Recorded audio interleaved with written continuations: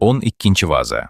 Buyuk Alloh shunday degan: Ey odam bolasi, mening sizga bergan rahmatimni yodda tuting. Menga berilgan va'dani bajaring.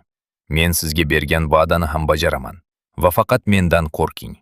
Qanday qilib yo'l boshchisiz to'g'ri yo'lni topa olmasangiz, shu kabi yaxshi amallarsiz jannatga kirish yo'li ham yo'q.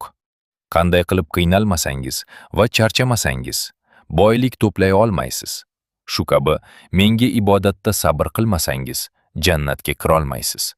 Allohga sunnatga ergashib yaqinlashing. Mening roziligimni izlang. Kambag'allarning ehtiyojlarini qondirishni xohlang. Ulamolar yig'ilishlarida mening rahmatimni istang. Haqiqatan mening rahmatim ularni hech qachon tark etmaydi. Buyuk Alloh shunday degan: Ey Musa, men aytgan narsani eshit va unga bo'ysun. Haqiqatan ham kim kambag'alga boylik bilan g'urur qiladi, men qiyomat kuni uni kichik qirqqa aylantirib tiriltiraman. Kim uning oldida kamtar bo'lsa, men uni bu dunyoda ham, oxiratda ham ko'taraman. Kim kambag'alning sirini oshkor qilsa, men qiyomat kuni uning sirini ochaman. Kim kambag'alni kichkina qilsa, u menga qarshi urush qilgan bo'ladi. Kim menga iymon keltirsa, farishtalar uni bu dunyoda ham, oxiratda ham qo'llab-quvvatlaydi.